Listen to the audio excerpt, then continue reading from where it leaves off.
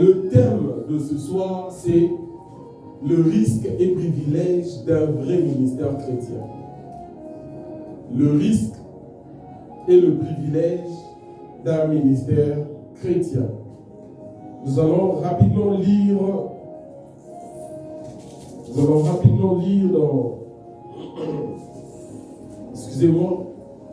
dans 1 Corinthiens 15. 1 Corinthiens 15. Et vous n'écrivez pas. C'est un enseignement. Il faut écrire. Vous n'écrivez pas. Karen, tu n'écris pas pourquoi? Voilà, il faut des titres. Hein?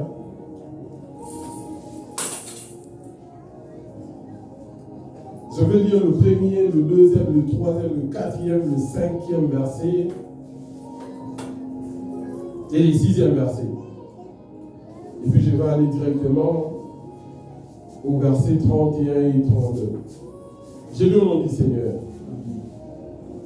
Je vous rappelle, frères et sœurs, l'évangile que je vous ai annoncé, que vous avez reçu et dans lequel vous tenez ferme. C'est aussi par lui que vous êtes sauvés, si vous le retenez dans les termes où je vous l'ai annoncé.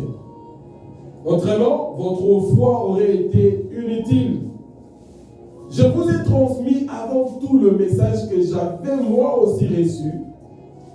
Christ est mort pour nos péchés, conformément aux Écritures.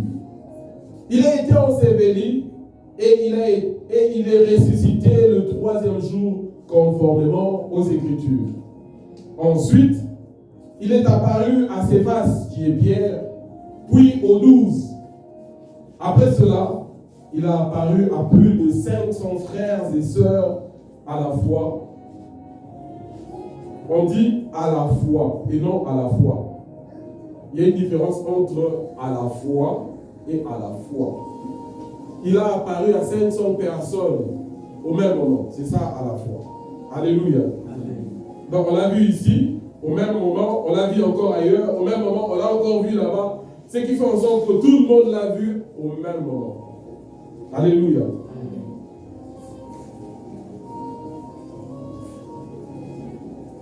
La Bible dit après cela, il a apparu à plus de 500 frères et sœurs à la fois, dont la plupart sont encore vivants et dont quelques-uns sont morts. Nous allons au verset 31. Aussi vrai, frères et sœurs, que vous faites ma fierté en Jésus-Christ notre Seigneur. Verset 32. Si c'est dans une perspective purement humaine, si c'est dans des vues humaines, c'est la manière de voir des hommes, que j'ai combattu contre les bêtes à Éphèse, quel avantage m'en revient-il? Si le mort ne ressuscite pas, alors mangeons et vivons, puis demain, nous mourrons. Amen. Ça veut dire, Paul expose pour dire, écoutez bien, je vous parle de la résurrection. Écoutez bien, j'ai mis ma vie en danger à cause de ce message-là que je vous ai enseigné. J'ai été combattu par des hommes puissants. J'ai mis ma vie en danger.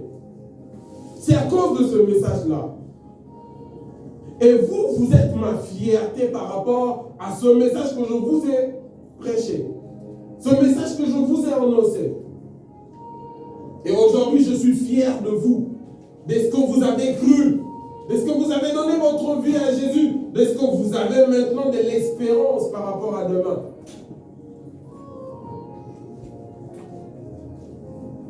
Mais Paul est en train de dire, il dit, si le mort ne ressuscite pas, alors mangeons et vivons, puisque demain, nous mourrons. Acte chapitre 19.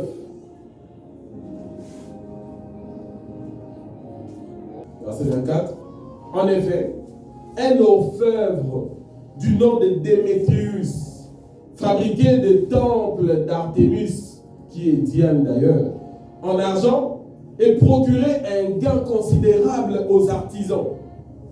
Il les rassembla avec ceux qui exerçaient une activité similaire et dit: vous savez que notre prospérité dépend de cette industrie.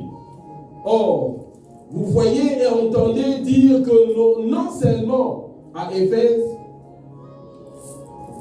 mais dans presque toute l'Asie, ce Paul a persuadé et détourné une grande foule en disant que les dieux fabriqués par la main de l'homme ne sont pas des dieux. Cela risque non seulement de discréditer notre activité, mais aussi de réduire à néant l'importance du temple de la grande déesse qui est Artémis, et même de dépouiller de sa majesté celle que toute l'Asie et tout le monde entier vénèrent. Amen. Le verset 28, j'ai clôturé par là pour dire: à ce mot, ils furent remplis de colère et se mirent à crier: grande est l'Artémis des Éphésiens. Ils étaient furieux. Pourquoi?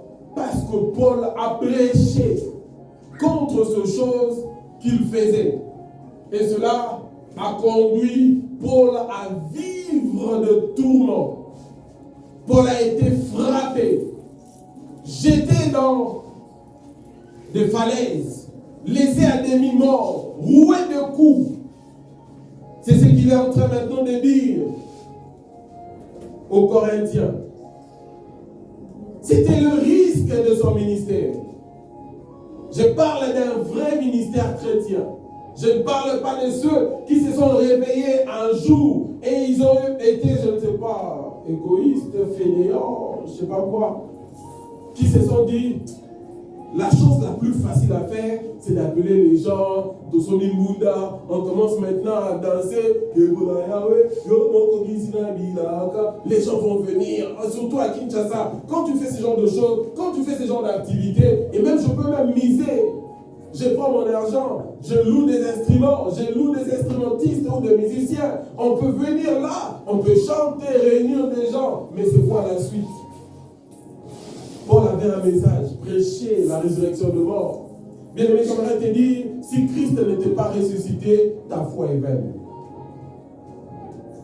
Mange, bois, et demain tu mourras.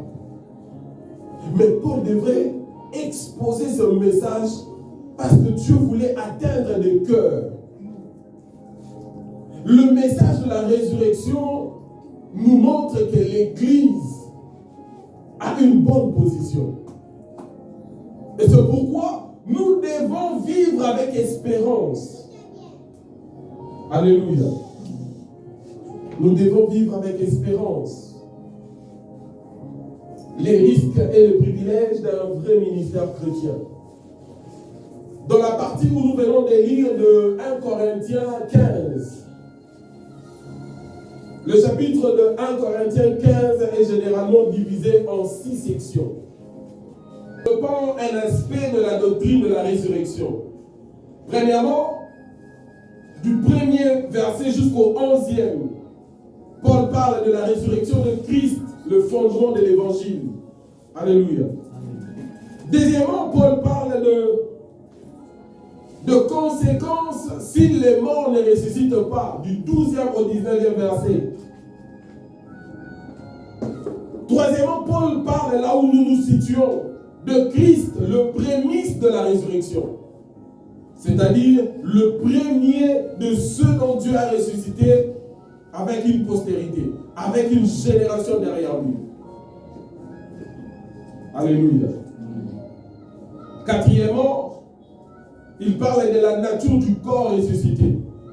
Un jour, nous en parlerons, le corps ressuscité. Pourquoi?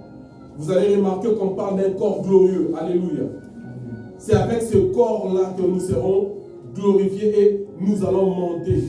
C'est un corps que d'autres appellent le corps fantôme. Ça veut dire, je peux être ici, si je décide d'être dehors, je n'ai pas besoin d'une porte. Quand Christ était ressuscité, la Bible mentionne que la porte du lieu où étaient les disciples était fermée. Mais ils ont retrouvé Christ dedans. C'est quand il a porté le corps ressuscité. Alléluia. Paul a parlé de cela, la nature du corps ressuscité. Dans ce même chapitre 5, Paul parle de la transformation du croyant à la venue de Christ. Et finalement, il a exhorté. Mais nous nous focalisons sur ce que Paul a dit. Mais avant d'aller plus loin, puisque nous sommes en train de parler d'un ministère. Alléluia. Nous sommes en train de parler de ce risque ou des privilèges que nous avons quand nous exerçons un ministère, un vrai ministère chrétien. Alors avant d'aller plus loin, il faudrait d'abord comprendre c'est quoi un ministère. Je vois beaucoup de gens dire, moi je n'ai pas de ministère. Moi je ne suis pas appelé au ministère. Il faudrait d'abord comprendre l'essence du mot. Que veut dire ministère? Alléluia. Que veut dire ministère?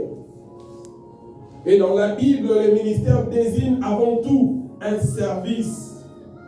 Un service accompli pour Dieu et pour les autres. Et non un titre honorifique ou une position de prestige. C'est pourquoi vous avez tellement donné des titres honorifiques à ceux-là qui se croient ministres et qui ne le sont même pas, au point où ils pensent que c'est une position de prestige. Oh, alléluia.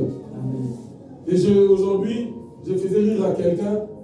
J'ai vu dans une affiche un jeune frère qui n'a même pas le niveau de Naomi. Ce frère n'a pas ton niveau. Mais j'ai vu sur l'affiche, on a écrit HD Intel. Je l'ai rapidement appelé. J'ai dit, frère, c'est quoi ça? Oh, père, et ça, il n'est pas jeune. J'ai dit, frère, c'est quoi ça? Et puis vous avez eu le risque de dire qu'on va le faire à Mangang. Frère, voilà, je ne suis pas allé. Depuis que je suis né, même mon esprit, je ne suis pas allé à Mangang. Frère, pourquoi? Est-ce que vous comprenez? Quand on parle de HD, même HD, homme de Dieu, ça c'est l'appellation qu'on appelait, soit dans l'Ancien Testament, pour désigner un homme de Dieu. C'était le prophète, des sacrificateurs, c'était des hommes de Dieu. En vrai, on voulait dire, c'était des ministres de Dieu.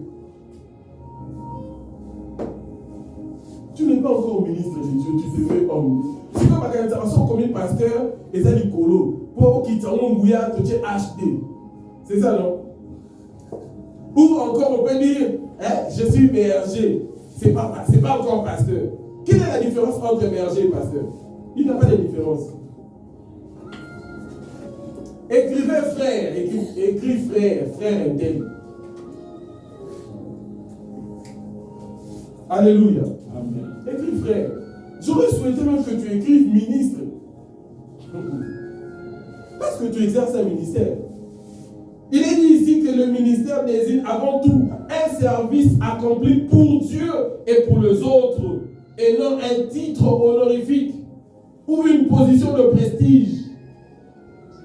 Parce que le mot ministre vient du grec diakonia, qui signifie simplement service ou fonction, ou encore mission. Une personne qui exerce un ministère est donc quelqu'un que Dieu appelle et équipe pour servir. C'est une personne, amen, que Dieu appelle et équipe pour servir. Il faudrait comprendre que nous ne servons pas tous de la même manière. Alléluia. Nous ne servons pas tous de la même manière. C'est pourquoi quand vous lisez 1 Timothée chapitre 3, vous allez remarquer que Paul parle de ceux qui sont hommes de Dieu, bergers ou pasteurs, prophètes si vous voulez. Il parle aussi de ceux qui ont reçu la fonction de diacre. C'est ça le mot ministre, diacre. Alléluia.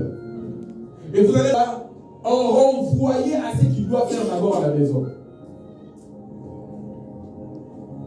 On dit cet homme qui aspire à la charge d'évêque, il doit être comme ceci, comme cela, et il doit savoir gérer là-bas chez lui d'abord à la maison. C'est pourquoi vous allez remarquer chez le protestant, quand tu as des enfants qui sont de l'autre côté, toi les pères qu'on suspend à l'église.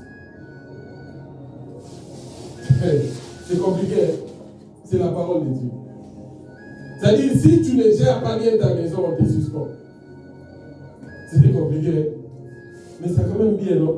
Mais en vrai, quand même, les saluts individuels, non?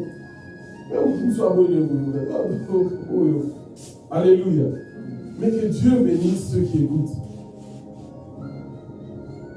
Le ministère n'est pas simplement ce que nous pensons. Plusieurs pensent que le ministère, c'est tenir le micro. Même les chantres font leur ministère. Même les protocoles font leur ministère. Ceux qui sont à l'économie font leur ministère. C'est un service pour Dieu. C'est pourquoi tu as été équipé pour ça. Beaucoup de gens pensent que servir Dieu, c'est venir prêcher comme moi. Moi, j'ai reçu ce mandat-là. Peut-être pas toi. Toi, ton mandat, c'est être à la porte. Toi, ton mandat, c'est l'évangélisation. Toi, ton mandat, c'est être une bonne femme. Toi, ton mandat, c'est être aussi un bon homme. Les hommes qui se fâchent jusqu'à taper leurs femmes, levez les mains. Maïté, papa. Heureusement. Les hommes qui se fâchent jusqu'à ne pas manger à la maison. J'aimerais être dans votre famille. Il y a des gens, même quand tu lui dis tu lui reproches, tu lui fais des reproches, il se fâche. Mais tu as raison de lui reprocher. Papa, il a dit. Chef Annie, vous savez, il y a moi, tu dois la bouquet l'antina, il golo pour la place. C'est vraiment carrément. Alléluia. Il y a des gens, même des femmes, quand tu lui reproches à Siliki, surtout ma femme mariée, entre parenthèses, souffrez que j'en parle. Pour nous qui ne sommes pas encore mariés, gloire à Dieu. Pour ceux qui sont mariés, avec les attitudes où, moi sinon soit Siliki qui a ta jeans. Oh, alléluia. Amen. Aux sert à Wangoloba, la baisse rapport à bon la bambi, ni coca de l'envoi. Car il coffre, il coup de tête, pas mal à la nous avons Tazara n'a pas ça au Soumukate. Mais à quel point Soumukate, il va aller du corps. Pigné, il va pigner sa raté. Il y a un pigné contre un pigné. J'ai parlé d'un ministère. Bien aimé dans le Seigneur, des couples sont divisés à cause du fait qu'on ne connaît pas le ministère de chacun. Ne croyez-vous pas que le mariage aussi est un ministère? Dieu vous a confié un homme, Dieu vous a confié une femme. Comment vous gérez? Il faut savoir comment gérer aussi dans ce sens-là. C'est pourquoi je disais, le mot diaconat qui signifie service, fonction ou mission, ça peut être dans ton mariage ta mission, ça peut être dans ta famille ta mission. Oh, alléluia. Ça peut être dans la vie d'une personne parce que c'est pour servir Dieu, mais aussi les hommes. Comment tu exerces ton ministère? Ce n'est pas qu'un titre. Ce n'est pas une position de prestige. Au sozo, les camarades sont en mode télé, pas pharisien. Le sacre, les grands commencent à être des serviteurs.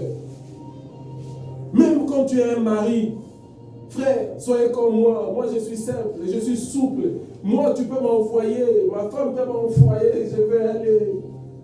Je suis parti dans l'autre, mais moi, c'est là.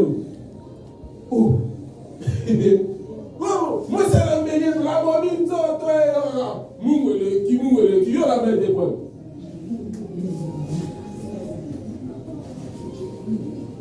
Mouele, oh, Siliki, mouele, qui chérie, on met le péchéri, tout le Siliki. On va chérir aux altos.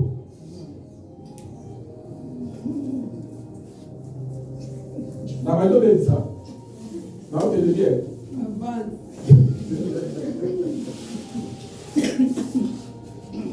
Alléluia. Amen. Dieu t'a confié parce que tu as été appelé premièrement. Deuxièmement, Dieu t'a équipé. Pourquoi? Pour faire ce que tu dois faire. Dieu t'a confié même l'entreprise comme Joseph, l'entreprise des pharaons. Dieu l'a confié l'entreprise des pharaons. Tu dois faire pour Pharaon. Dieu a confié Jacob l'entreprise de Laban. C'est Dieu qui l'avait confié. On te confie quelque chose, pourquoi nous t'en écoutons? Bon, comment ça a l'air que nous pour la ligne? Oh, que nous en cause. Oh, tu as. On a dit, oh, il y a une question. Le bas où tu as. C'est que Dieu t'a équipé pour apporter la lumière. Nous y arriverons. Alléluia. Est-ce que vous avez compris l'essence de ce mot? C'est un service. C'est une fonction. C'est une mission. Quelle est la mission que Dieu t'a confiée? J'aimerais te dire, Dieu peut te confier juste la vie de tes enfants. Il y a des gens comme ça, ça m'appelle sur mission et à vie. Vous avez entendu Maman Blanche qui disait, Batounier, mission des Aranabina, mais Maman Bani au Likolo. Elle le disait, et nous avons vu ça. Ses prières, tout ce qu'elle faisait, mettre son homme à l'aise. C'est ça sa mission. C'est ça son ministère. D'autres fuient cette responsabilité pour dire que non, Dieu se sert pour sa gloire. Oh, alléluia. Amen. Dieu peut te confier ton mariage comme mission. Dieu peut te confier une entreprise comme mission. Dieu peut te confier la vie d'une personne ou la vie de tes enfants comme mission. La vie de ton mari comme mission. La vie de ta femme comme mission. Comprends ta mission. Comprends ton appel, ce à quoi tu es appelé. Pourquoi Dieu t'a appelé? C'est pourquoi les gens viennent à l'église, ne savent pas pourquoi nous venons à l'église. Est-ce que vous venez simplement pour entendre les prophéties? Mais qu'est-ce que vous en faites même quand vous écoutez la prophétie? Peut-être dans la prophétie, Dieu t'a donné une directive. Peut-être dans la prophétie, Dieu te révèle ce que tu dois faire. J'entends souvent Dieu dire, prie pour tel, sinon. C'est ça un ministère. Dieu te demande de faire quelque chose, c'est ça un ministère. Et j'aimerais te dire de sur quoi. Dieu ne t'a pas simplement appelé, mais Dieu t'a équipé. Dieu n'appelle jamais quelqu'un pour faire quelque chose sans avoir donné les moyens pour faire ce quelque chose. Alléluia. C'est pourquoi quand Dieu te dit prie pour un tel, il t'a déjà donné la capacité de prier pour un tel. Vous ne vous posez jamais la question, Seigneur, pour nous aussi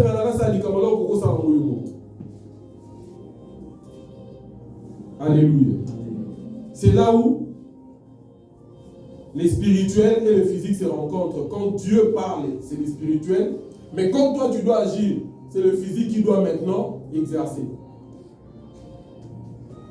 C'est pourquoi quand on ne voulait pas que Jésus puisse recevoir la gloire quand il entrait en Jérusalem, les pharisiens ont dit, taisez-vous, arrêtez de faire du bruit. Jésus a dit, ceux qui vont pexer bango, moi je susciterai même ma banga. Mais il pouvait le recevoir des anges tout simplement, des esprits. Mais il voulait aussi qu'une dimension de la chair puisse entrer en action pour que la gloire soit totale. Il n'attend pas que de l'autre côté des esprits.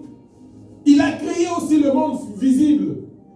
Il veut que les invisibles et les visibles se mettent d'accord. Voilà pourquoi le jour où il est né, les hommes et les anges se sont mis d'accord pour louer Dieu. Si Dieu a besoin de toi, il veut que son adoration soit complète. Alléluia. Les autres me disent? Le ministère et l'ensemble des responsabilités qu'une personne reçoit de Dieu pour contribuer à quoi?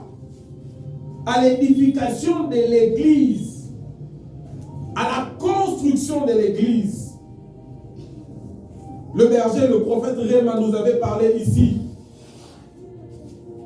de comment en Israël on célébrait le mariage, ou de comment on célébrait le fiançailles, si on peut le dire. Ça veut dire quand tu viens fiancer, vous célébrez pendant quelque temps, l'homme doit partir. Pour faire quoi? Pour aller préparer une place là où la fiancée viendra habiter. Alléluia. Et c'est pourquoi il a fait promesse que je reviendrai prendre ma femme pour aller habiter avec moi. Et c'est dans cette image-là que nous avons l'Église. Christ est venu à payer le prix pour la dot. Et puis il est parti, Jean 14, 1 dit quoi? Il dit, il faut que je m'en aille pour vous préparer une place. Et Christ est allé dans une dimension spirituelle tout en laissant des hommes dans une dimension physique afin d'édifier le corps qui sera la femme. Alléluia. Voilà pourquoi on parle de l'édification du corps de Christ. C'est l'épouse qu'on est en train d'édifier. C'est l'épouse qu'on est en train de bâtir. Alléluia. Cette personne reçoit des responsabilités venant de Dieu pour contribuer à l'édification de l'Église et au service du prochain. Et ça, nous appelle ça libéralité. Mais au moins, ça a tellement qu'il y a cause mingi à 40. Dieu t'a mis là pour nourrir les gens. C'est ton ministère. Il y a un cas qui fait ça,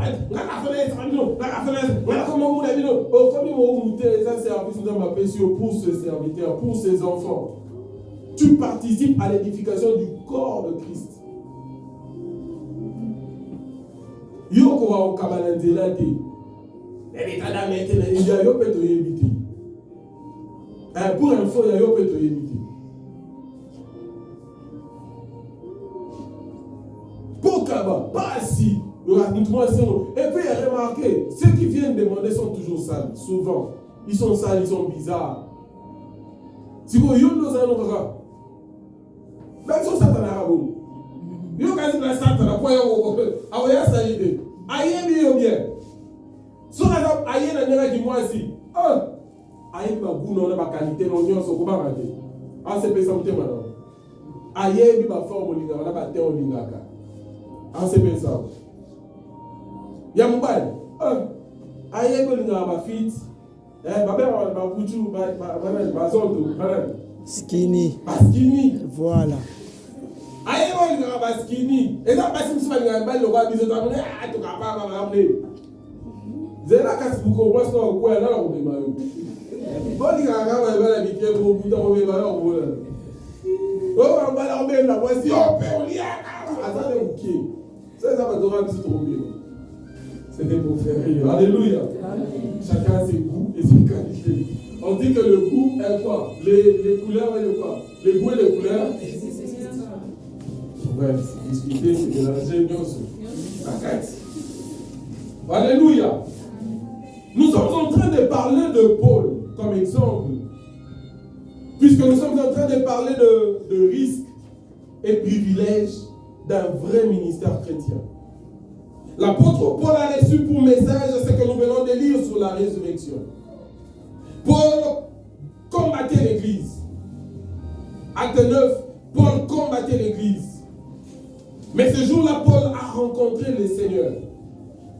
Et il lui a dit, c'est moi Jésus que tu combats. Et il lui donne le message, je t'enverrai chez tel, au devant de tel. Et Paul devrait emmener ce message partout. Écoutez, le risque qu'il y a dans chaque ministère. Ici, je ne parle pas du simple ministère de la parole. Ça veut dire docteur, apôtre, prophètes, évangélistes, pasteurs, docteurs, j'en passe. Sont là les ministres de la parole. Mais je parle d'un ministère chrétien tout court. Dans chaque domaine, Dieu a appelé quelqu'un à faire quelque chose. Pour Paul, c'était d'annoncer l'évangile, de parler de la part de Dieu, d'enseigner en ce qui concerne la résurrection de mort. Pourquoi le risque? Le point A. Nous combattons les ténèbres dans chaque domaine de la vie. C'est-à-dire, Dieu, je vais dans le domaine de mariage. Dieu te donne un homme, Dieu te donne une femme. Si dans la vie de cette femme-là, il y a une domination ténébreuse dans sa vie, Dieu t'envoie là-bas, non pas simplement pour l'épouser, mais Dieu t'envoie là-bas pour faire entrer la lumière. Alléluia. Dieu t'envoie là-bas pour faire entrer la lumière. Dieu ne t'envoie pas simplement pour autre chose. Quoique sa mission, c'est que vous soyez tous les deux. Mais que toi, tu as une révélation pour changer de choses dans sa vie. La Bible dit, deux valent mieux qu'un. Ça veut dire, cette personne s'est battue seule. Mais maintenant, quand tu es arrivé à ses côtés, tu apportes quelque chose qu'elle n'avait pas. C'est ça ton ministère. Et ce que tu ramènes, c'est encore la lumière. Si nous avons ces deux lampes ici, ça nous donne encore plus de lumière. Si on ajoute derrière, ça donne encore plus de lumière. À chaque fois que la lumière rencontre la lumière devient intense.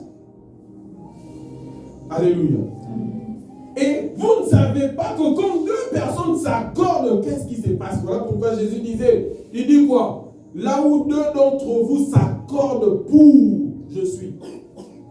Ça veut dire, votre intensité fait quelque chose, attire des choses.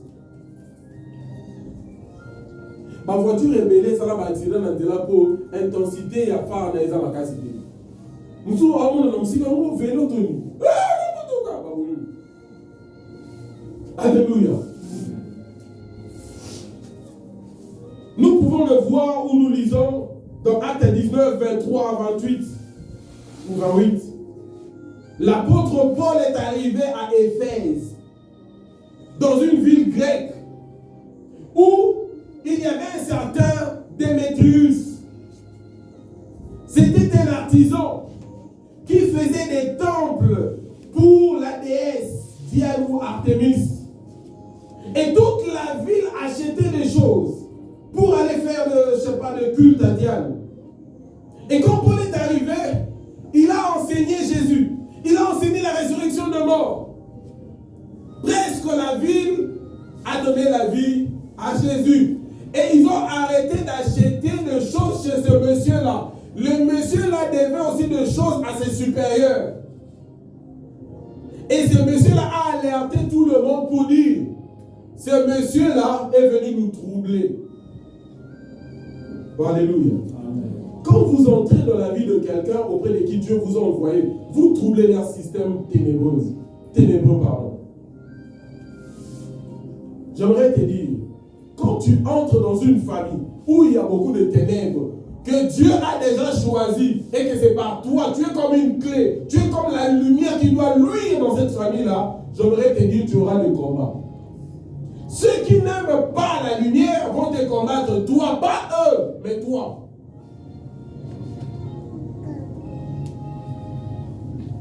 Le risque est là.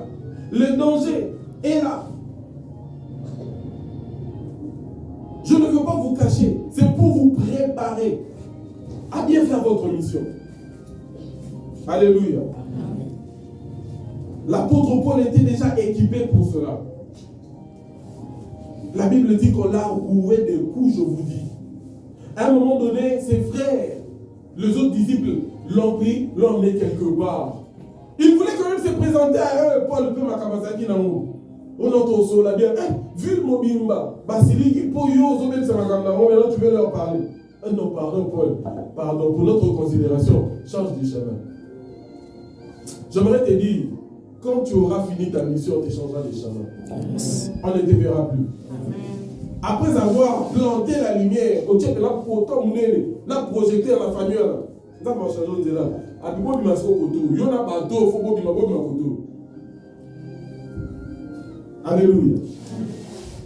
Dans une entreprise où la corruption règne, Paul a prêché des choses. J'aimerais parler à un Paul, à une Pauline ici. Dieu t'envoie dans une entreprise. On va dire dans le Colombo, tout le monde a déjà demandé, moi, je vais ensemble, ça va bien. Bah, on va dire qu'il y a des mèches, on va dire qu'il y a un mouillé. Bah, prophète a dit boum.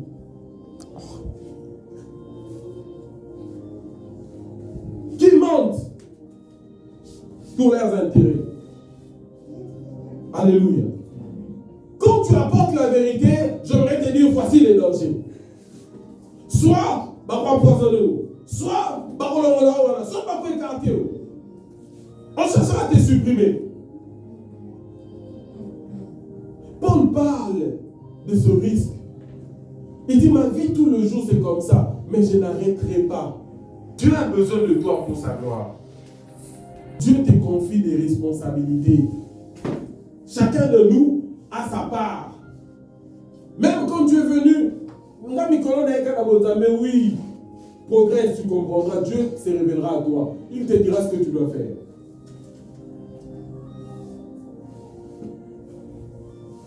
Sans la doctrine de la résurrection de mort, l'Église n'est pas efficace. Notre foi est vaine. Si Christ n'est pas ressuscité, notre foi est vaine. Alléluia. Notre foi est vaine. Les hommes préfèrent rester dans le ténèbre et dans l'ignorance. Refusent la révélation du Fils de Dieu. Les fondements du message de Paul.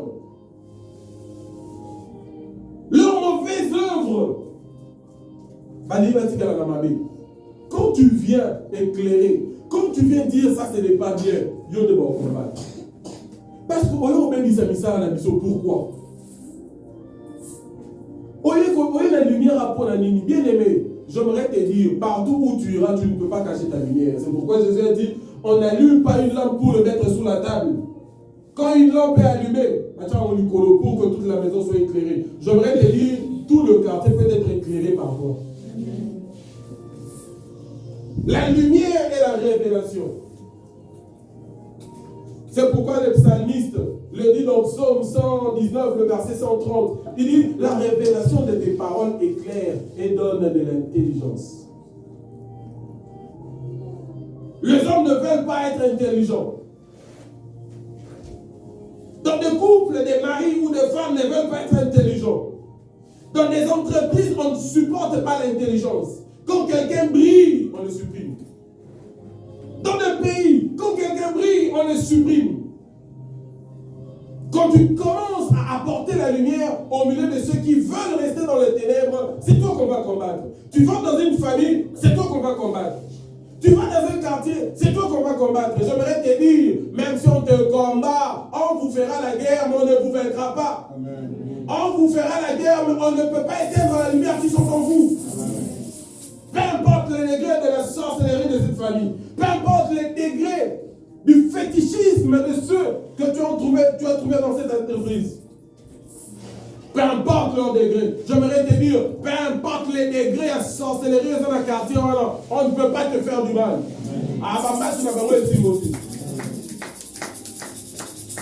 Tu as une mission à accomplir. Tu as des fonctions à assumer. Tu as un service à rendre.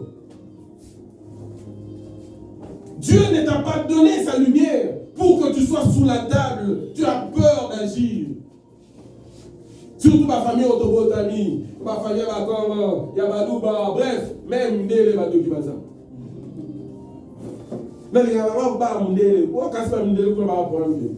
la Bible dit tous sont péchés et sont privés de la gloire de Dieu. Si quelqu'un est déjà privé, en autonomie ou que la place nous sous. Si tu n'as pas la gloire de Dieu, pose-toi la question, quelle gloire tu as? Vous pensez que ceux-là, ils ont la gloire, ils ont ceci, ils ont cela, ils ont bâti sur ceci. Vous connaissez les réalités. Alléluia. Dieu vous renouvelle l'esprit pour évoluer, avancer, mieux faire ce qu'il vous demande de faire. Qu'il y ait des savants, parce que l'esprit ou l'idée de certaines choses qu'on a inventées aujourd'hui viennent de la Bible. En réalité, ceux qui sont inventés aujourd'hui devraient être des chrétiens. Mais posez-vous la question. Ces gens-là utilisent la Bible dans leur guise, mais ils ne croient pas en Dieu. Ils croient en qui? Ils utilisent quoi? Il y a de ceux-là qui sont dans la rose croix. Ils utilisent la même Bible, mais ils l'utilisent comment?